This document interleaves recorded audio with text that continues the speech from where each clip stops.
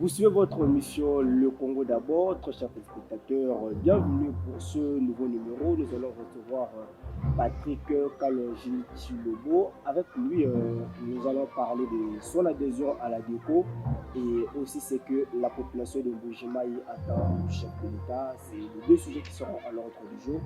Et déjà d'entrée de jeu, nous allons commencer avec son adhésion à la DECO, son appui, sa vision, qu'est-ce qu'il va faire de ce parti politique. Je crois que c'est parti.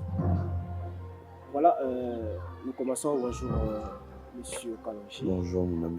Bienvenue dans notre émission. Et C'est moi, merci encore une fois de plus parce que vous avez accepté notre invitation. c'est moi qui vous Je le remercie. disais d'entrée de jeu, nous allons parler de votre adhésion à la DECO. Pourquoi avez-vous choisi ADECO? En fait, la déco, c'est déjà un choix lucide. Il faudrait d'abord me féliciter d'avoir fait ce choix. Écoute, la déco, c'est un parti cher au patriarche, au génie, au très grand, je ne sais comment le qualifier, Jonas Mukamba, Kadet Nzemba. Et c'est un monsieur qui est une mémoire, une bibliothèque, une vision, un encadreur, un mentor, et je peux être fier de le dire, et sans peur d'être contredit par qui que ce soit, que c'est une bibliothèque, une mémoire, le meilleur des mentors, parce que j'ai avec moi le mentor de leur mentor. On va dire pour moi, Jonas Kadiatanzem est une source, et que le Kolabaloni, j'espère que l'émission est bilingue, hein? Ouais. Je veux dire que le Kolabaloni n'a pas mené balé, n'a source, et je ne pourrais tarir. Et il faudrait plutôt me féliciter d'avoir adhéré à DECO, remercier le génie de m'avoir fait confiance, et le reste, faut mettre ma boucle. Mais pourquoi d'abord ce choix? Parce qu'il y a plusieurs partis politiques, il y en a au moins 150, 200, voire même 250 en RDC. Il est très difficile de résumer le génie Jonas Mukamba Kadiatanzemba. Il me serait très difficile de le résumer en 1 minute ou en 2. Si je dois parler de lui, mais je vous prendrai toute l'émission et nous allons pouvoir finir. Pour preuve, il venait de parler de ses mémoires dont il a parlé pendant plus de 2 heures. Et sans avoir fini, il y a une suite en continu. Alors je serais mal placé de dire le pourquoi. Mais Montonio, surtout celui qui est de bonne foi, de lucide, devrait applaudir ce choix. Et comme je le dis, c'est un génie, un mentor, un patriote. Qui sera votre appui?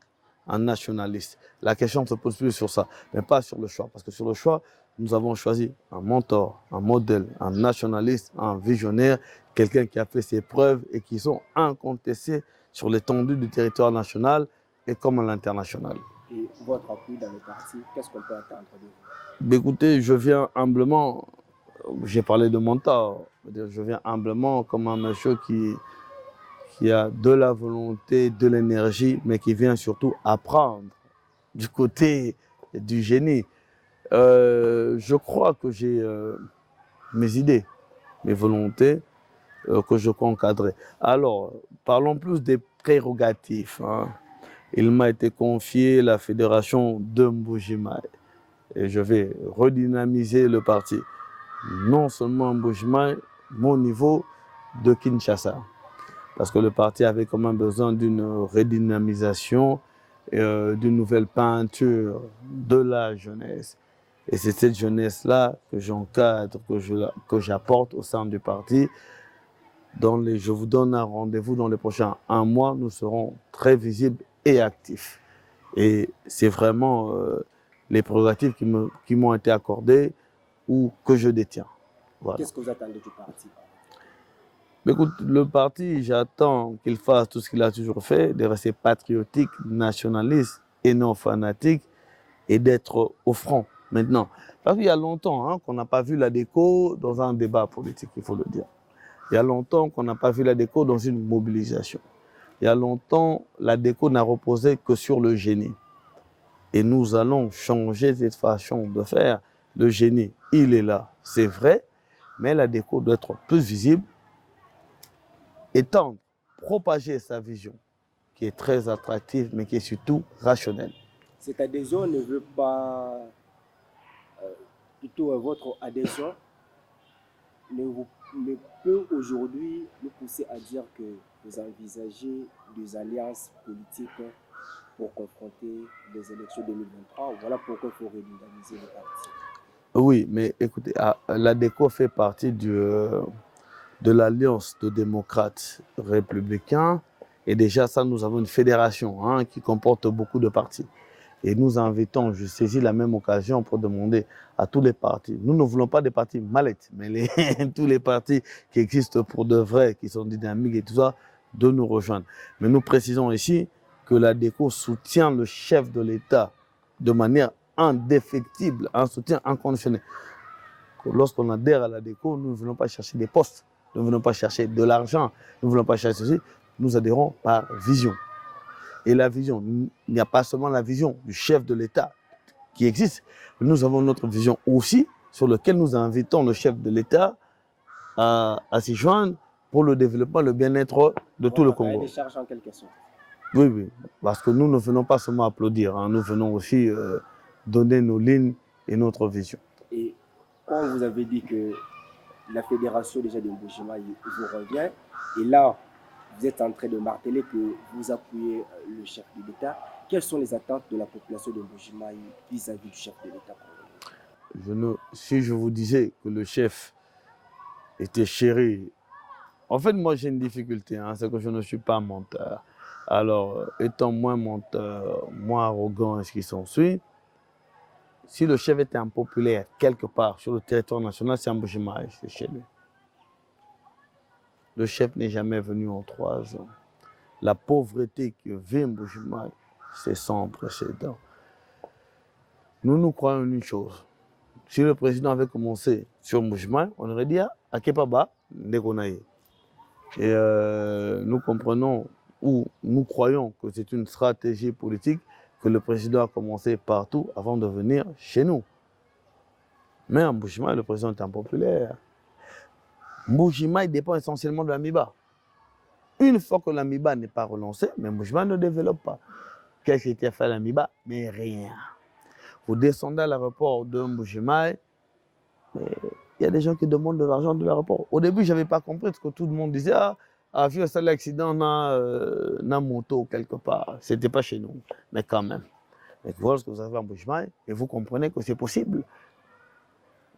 Tous les mendiants, les miséreux, je ne suis pas très loin d'eux, hein, je ne dis pas pour les dénigrer, mais quand on voit tout ce qu'il y a à l'aéroport qui se passe, mais c'est pénible. Mais nous ne remettons pas tout sur le chef de l'État. Je ne suis pas le porte-parole de l'ADECO, hein, quand je parle de l'ADECO, je parle de l'ADECO et à un moment je peux avoir des propos personnels. Et là, j'ai des propos personnels et je n'engage pas l'ADECO parce que je ne suis pas le porte-parole de l'ADECO. Je ne suis pas tenu à donner la voix de l'ADECO. Je parle de Jonas comme mon autorité morale et je parle de mes convictions, de ce que je pense de lui. La vision de l'ADECO sera donnée par qui de droit. Mais lorsque je parle de Mbuji-Mayi, je parle de Mbuji-Mayi en tant que ressortissant de Mbuji-Mayi. J'arrive à Mbuji-Mayi et je réalise qu'il y a 2 groupes de gens. Et ça, je ne le mets pas sur le chef de l'État. Il y a un groupe qui ont beaucoup étudié, qui attendent que les postes de l'État. Il y a un autre groupe qui a très peu étudié, ils sont tous dans le diamant. Alors, je réalise que le Luba lui-même est très peu entrepreneur. Le Luba n'entreprend rien. Pour preuve, une bouteille d'eau coûte 3000 francs à Mbuji-Mayi. La bouteille coûte 500 francs ou 300 francs ici. Il y a un Libanais qui règne en maître, sans partage, mais j'en suis sidéré depuis 16 ans, qu'on appelle Safi. Il est le seul à fournir de l'eau à Mbuji-Mayi. Ici, si je vous demande le nombre de compagnies qui fournissent l'eau, même ici à Lukunga, chez moi, qui est ma base naturelle, on le saurait me le dire. Mais Mbuji-Mayi, sur tout Mbuji-Mayi, tu as un seul individu. J'en suis sidéré. Je lance. Et qu'est-ce que vous demandez au chef de l'État? Parce que ça n'a rien à voir avec le chef de l'État. Ouais, ça a à voir avec le garant de la nation, il doit quand même intervenir parce qu'à vous entendre parler, vous décriez cette misère insupportable que vit la population de Mbuji-Mayi. Et le président de la République, en tant que garant de toutes les institutions, du bon fonctionnement de la République, doit Si, quand même agir pour le social. si vous m'avez suivi avec attention, vous allez voir que j'ai fait quand même, je circoncis les cadres. Oui. Et donc, je parle d'un cadre privé qui n'a rien à voir avec le chef d'État, où je parle au Louba, qui sont soit instruits, qui attendent les fonctions de l'État, soit dans le diamant, qui sont très peu entrepreneurs. Je parle de l'entrepreneuriat à Louba. Donc, je recadre. Pour entreprendre, il faut quand même de moyens. Les Loubas ont les moyens. Hein. Il y a les Loubas qui en ont. Et ce dont nous parlons ici maintenant, c'est la logique où il faut recontextualiser les cadres. Dans les cadres, il y a la part du chef de l'État dont j'ai mentionné. La relance de l'AMIBA ne va pas venir chez les privés. La relance de l'AMIBA va venir de l'État, du chef de l'État. Nous disons que le chef n'est jamais venu visiter la province, palper chez lui. Où est-ce qu'il a été voté, sans m'abuser, à 99%. Et les 1%, c'est des abstentions qui ne sont jamais venues. Il n'y a jamais eu un vote contraire. Et le chef le doit à cette province. Alors, la province dépend de l'AMIBA. Le développement de la province partira de l'AMIBA. Sans l'AMIBA, il est impossible de relancer Mbuji-Mayi.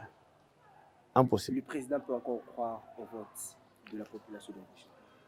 Oui, je le disais tout à l'heure que le président était très impopulaire. Mais le Louba va préférer s'abstenir que de voter les candidats que nous voyons à l'horizon. Parce que je ne vois pas, je peux citer leurs noms, hein. Je ne vois pas Mbuji-Mayi, Kananga, Chikapa, Mweneditu, et j'en passe. Le Grand Kassai, allant jusqu'à Lodja, Katako Kombe, Sankou. J'ai trop parlé de Tétéla, allons à Kanyuka. Je ne vois pas un seul de ce terroir voter Fayoulou au détriment de Fachi. Je ne vois pas un seul. Ça, c'est les candidats présumés, hein? Parce qu'il n'y a pas encore de... Je suis quelqu'un de très rationnel.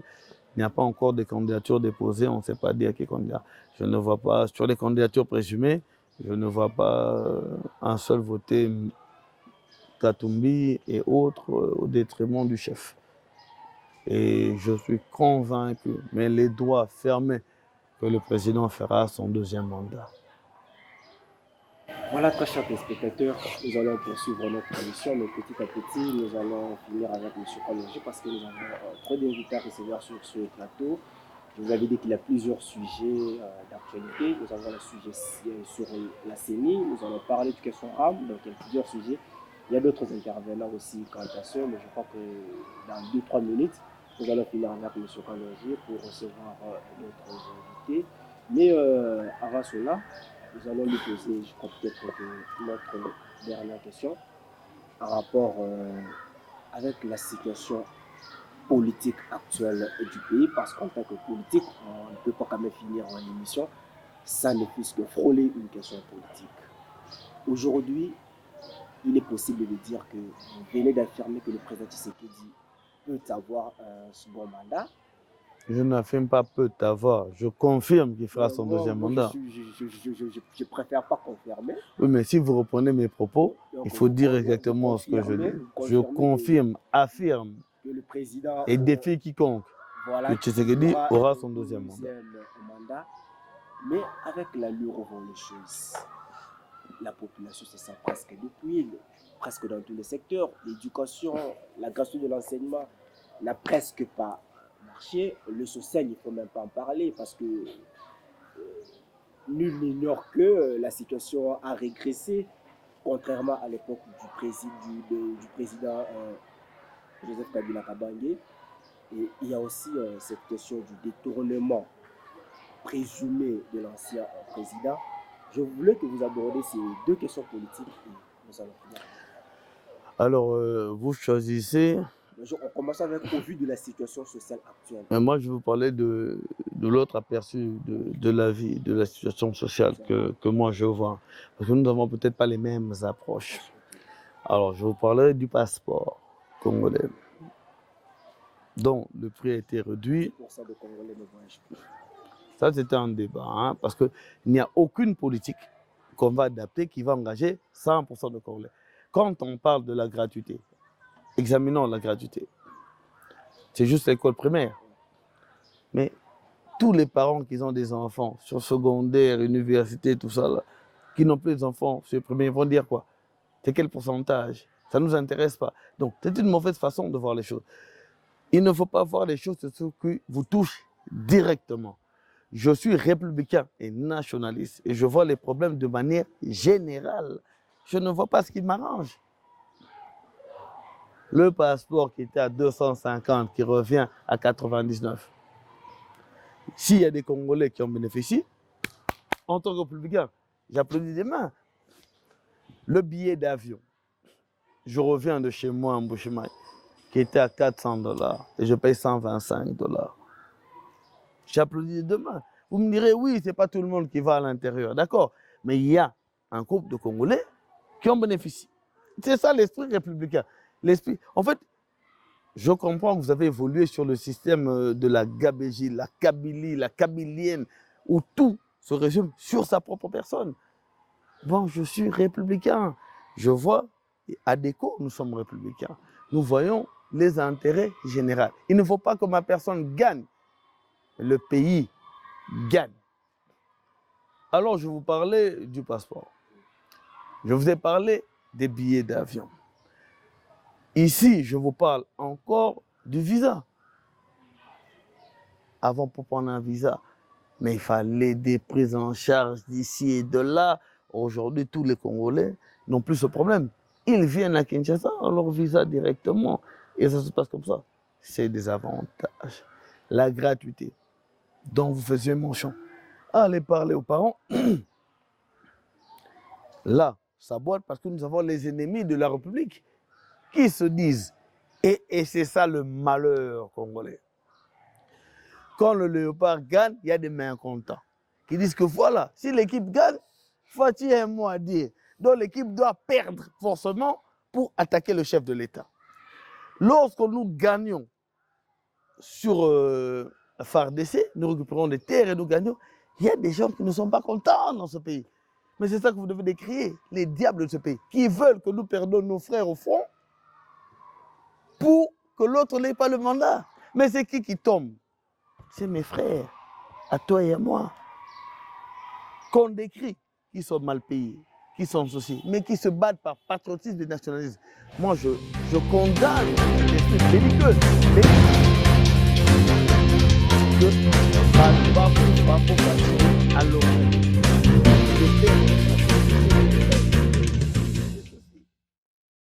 Voilà, très chers spectateurs, je vous avais dit qu'on avait fini avec M.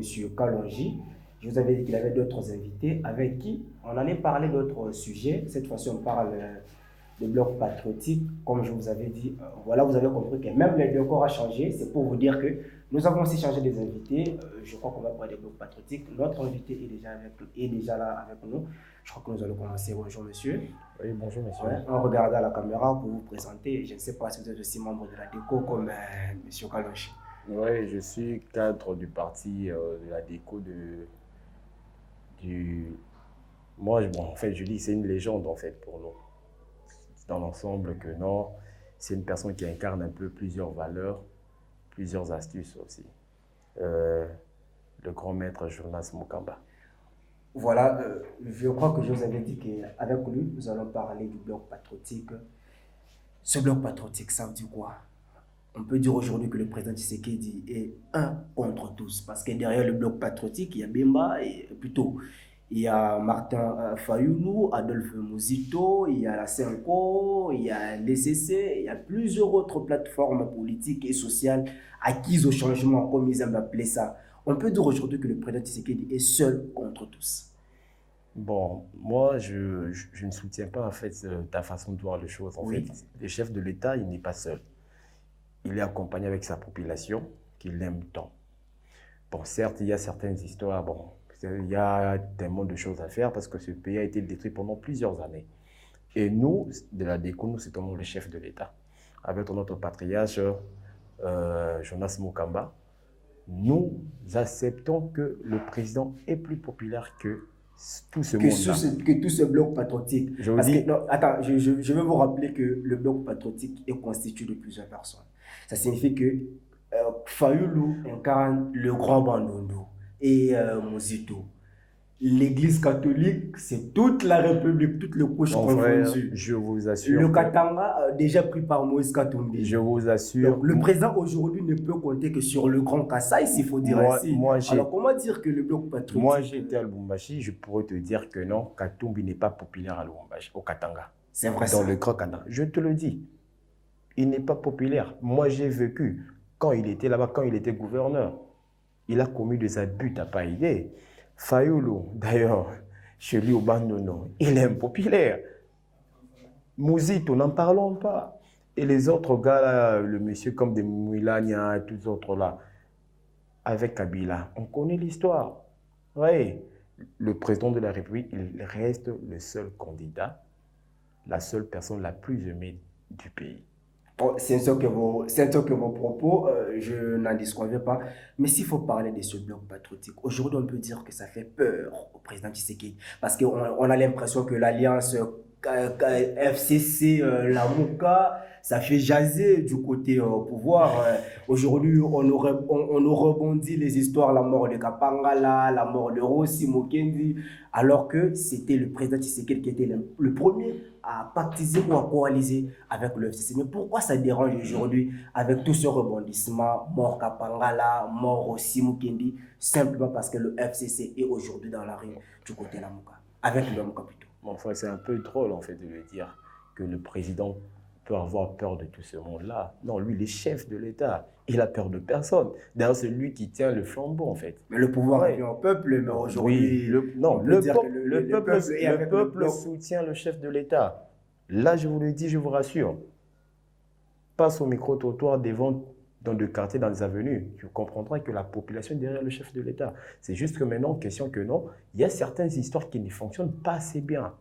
Et je vous rassure que non, le président, il est en train de travailler sur ça.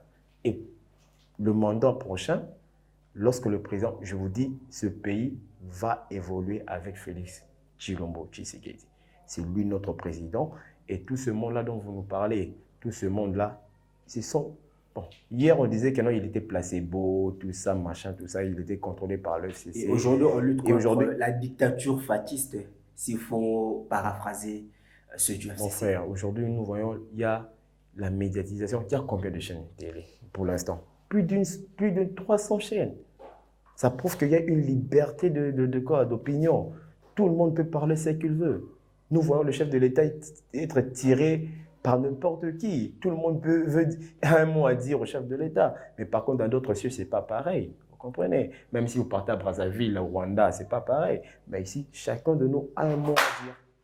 Et qu'est-ce qu'on peut dire pour ce fin bloc patriotique, de manière générale? Si vous devez vous résumer, quelle est la chance que vous donnez à ce bloc patriotique? Moi, sérieusement, mon frère, sur le plan philosophique, je n'accorde aucune chance à ces blocs patriotiques. Un mort-né, selon vous? Je te dis, pas même un mort-né, c'est un truc inexistant. Pourquoi? Parce que, d'ailleurs, ce sont des personnes qui se sont alliées sans avoir une vision commune. Vous voyez, lorsque un parti politique incarne des valeurs, ça incarne une pensée. Et cette pensée-là est développée sur base des critères, sur base des informations.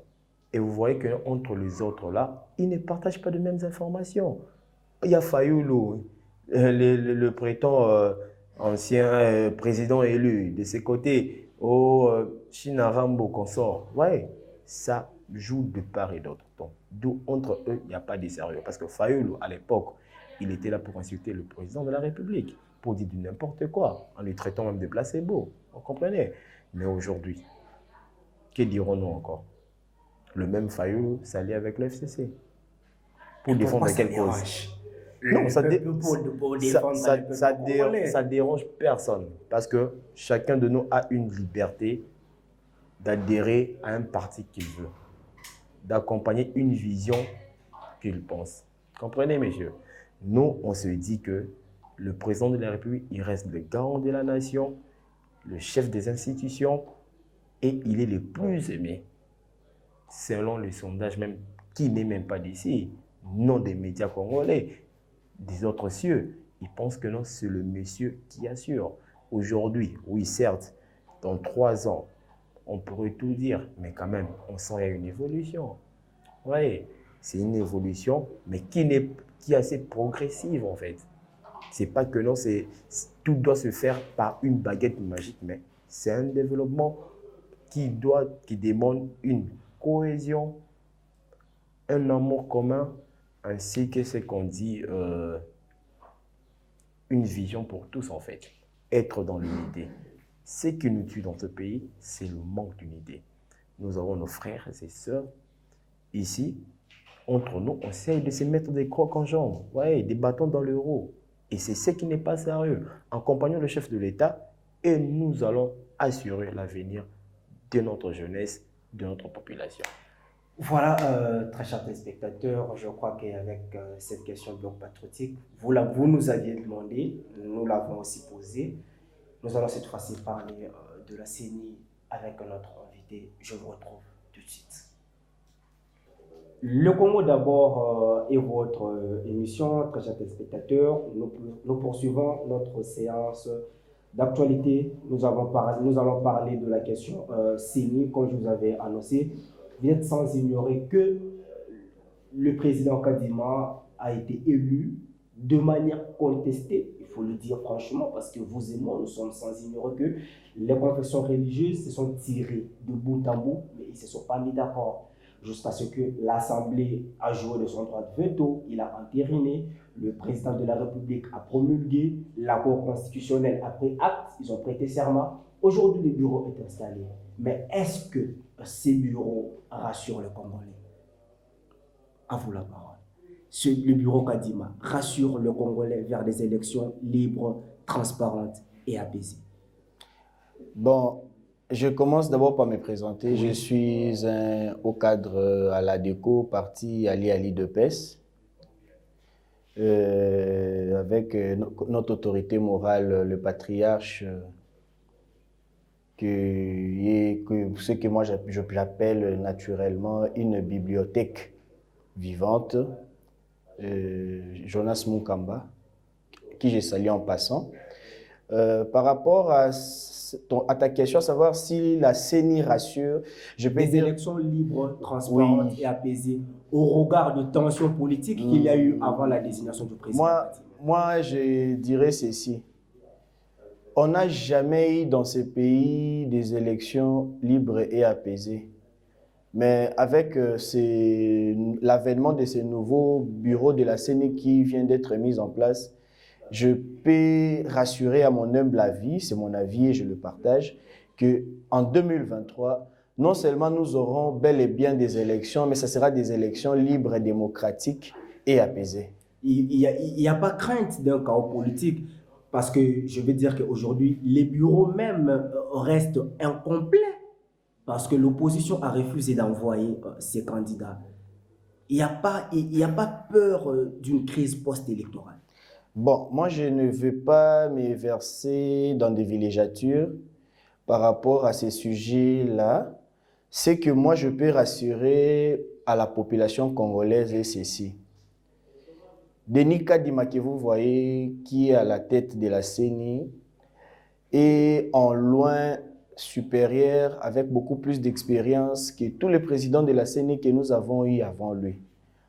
Et ces villégiatures avec des dividendes qui se font sentir de part et d'autre par rapport à sa nomination à ces postes. Pour certains, je peux dire que ce sont des personnes qui ont aussi d'autres opinions et qui soutiennent aussi d'autres personnes qui vont parfois, des fois, à l'encontre à ce que veulent réellement la population congolaise. Je peux rassurer la population congolaise que après ces élections que nous aurons en 2023, qui vont se passer ici bel et bien sûr, de la manière la plus démocratiquement que nous avons jamais connue dans ce pays, il n'y aura pas de crise post-électorale étant donné que la volonté du peuple congolais va vraiment s'exprimer. Que diriez-vous de toutes ces manifestations qui s'organisent de gauche à droite pour dire non à une CENI, entre parenthèses, entre guillemets, politisée? Bon, ça ne sera pas la première. Hein. Dans ce pays, on en a connu plusieurs manifestations. Et même l'Église catholique qui aujourd'hui s'acharne contre le bureau Kadima. L'abbé Donacé Chaud dit clairement que Kadima ne rassure pas des élections. L'abbé Donacé Chaud, à qui je m'adresse particulièrement, n'a jamais accepté un bureau de la CENI avant Denis Kadima. Ils s'en sont toujours opposés.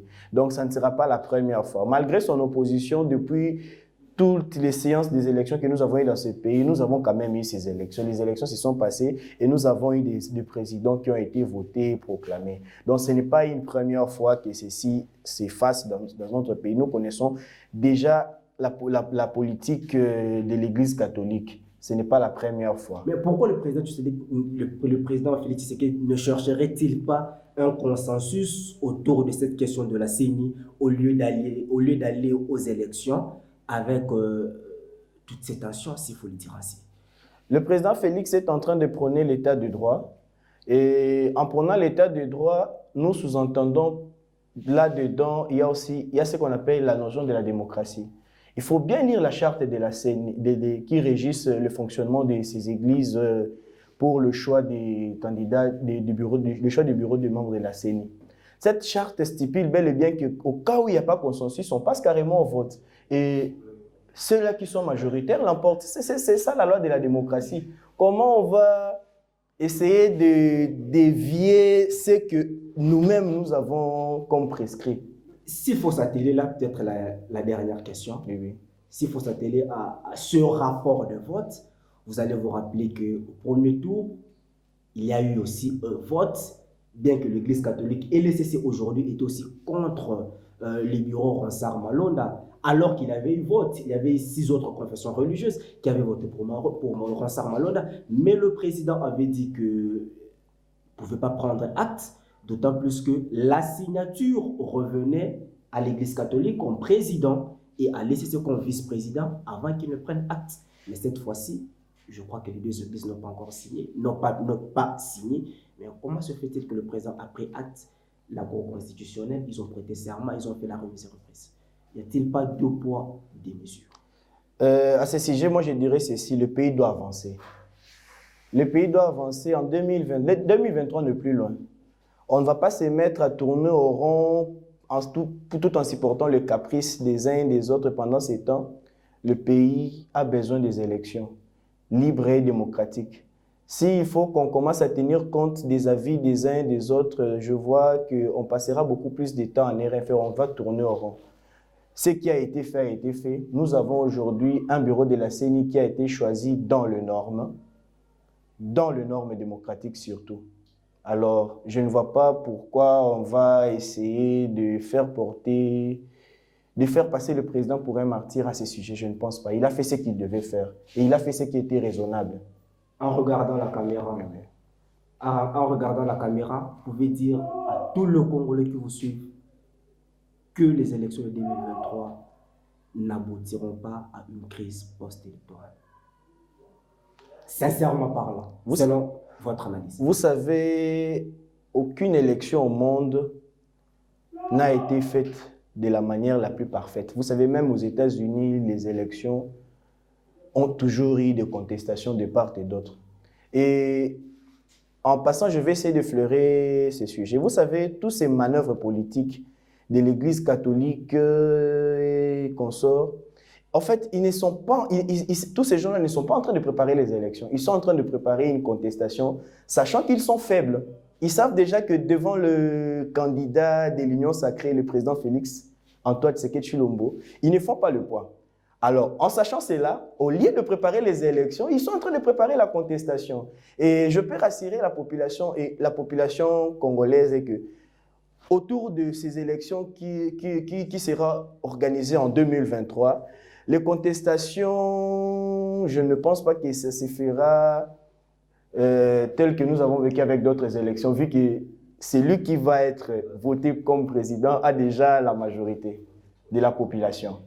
Voilà, attends, chers téléspectateurs, nous avons fini avec la question CENI et pour chuter, nous allons parler de ce sujet. Je sais que vous l'aimez beaucoup comme moi, la question RAM. Et c'est tout de suite. Question RAM, comme je vous avais dit, notre invité est là. Nous allons parler avec M. Jonathan sur cette question qui divise la population.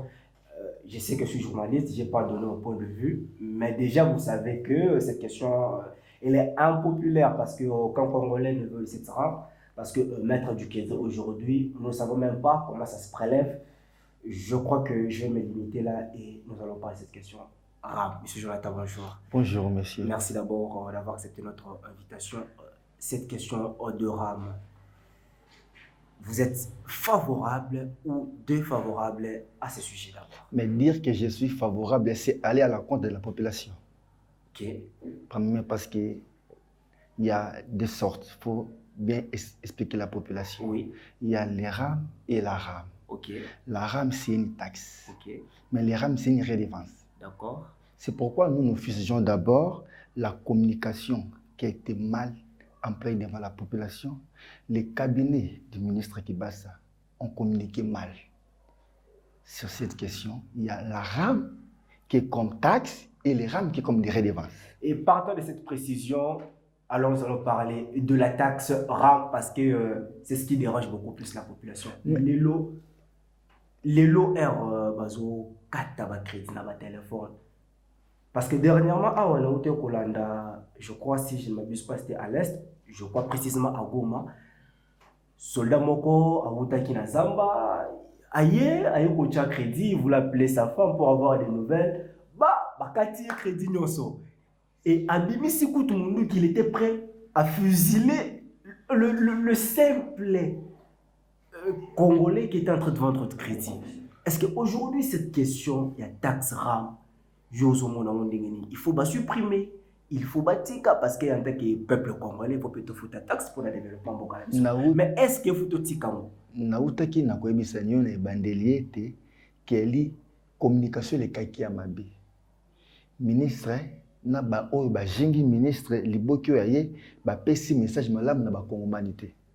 Yango moni ete eke de fabongo mais de l'autre côté comme ko kina ndenge mabe ya koyiba ba imboka mbongo to solo na bango escroquerie ya siècle ndenge baza ko benga yango. Exactement. Pourquoi na bibongo? Surtout ngi mokonzi ya mboka. Mokonzi ya mboka lorsqu'il y a une vision claire aux alliés les peuples d'abord. C'est-à-dire que mon na Twitter comme Maram d'abord hein. Non, na Twitter ma fiche comme Maram d'abord. Moto na moto ali na likanisho ya yi. La beauté de la démocratie c'est la contradiction.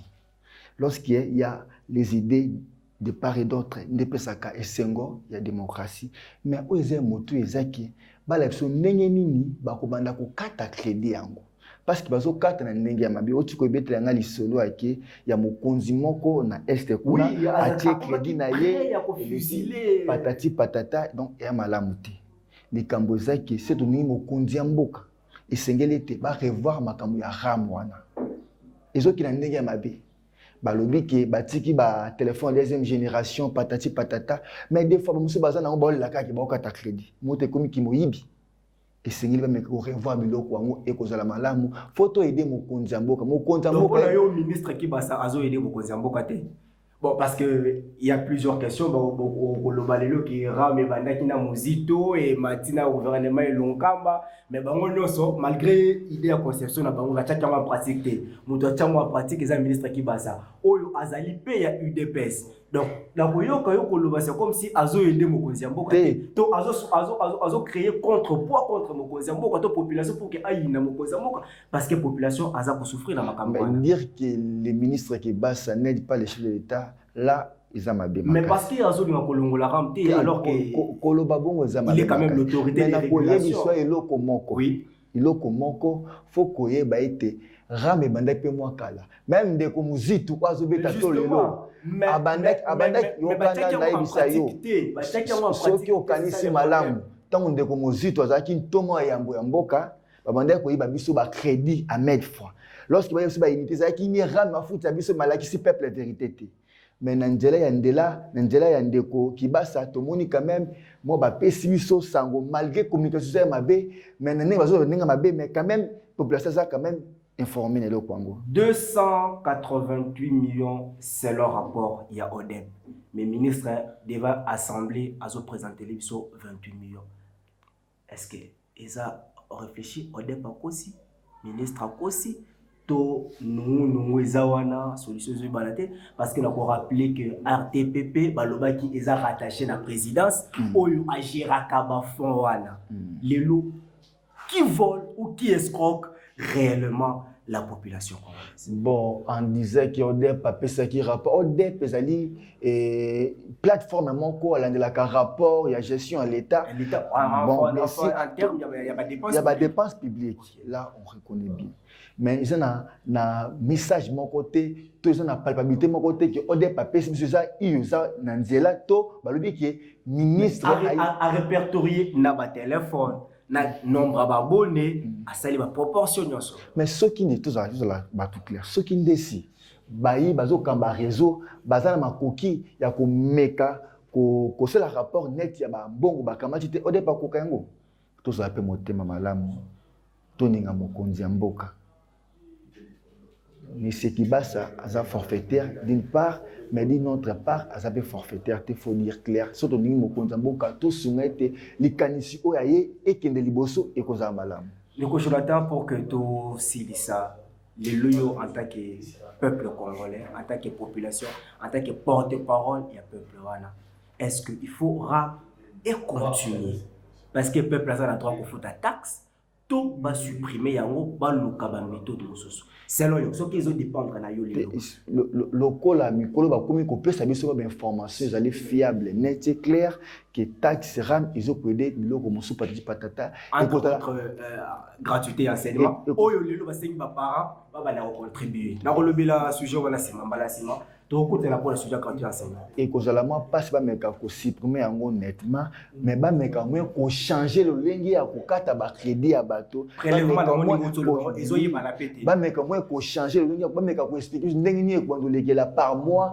par an et kozala moi malamu parce que mboka etambola kase bazo futa mibeko ya mboka c'est bazo futa ba taxe c'est-à-dire que c'est bazo futa ba taxe ne mboka etambola ka malamu soki ba futa taxe te mboka ekende liboso te parce que eza mboka ebika na ba contribution na biso na yo nde mboka ekende ka liboso yango to sengete ba meko repa bilo wana ekozala malamu.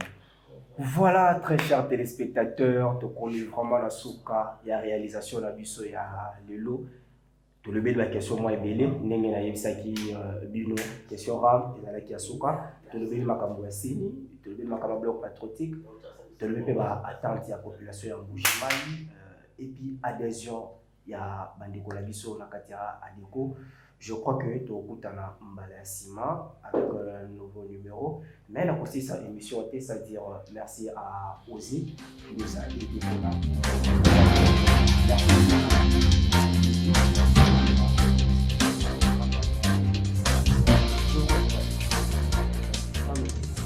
D'ici là, portez-vous.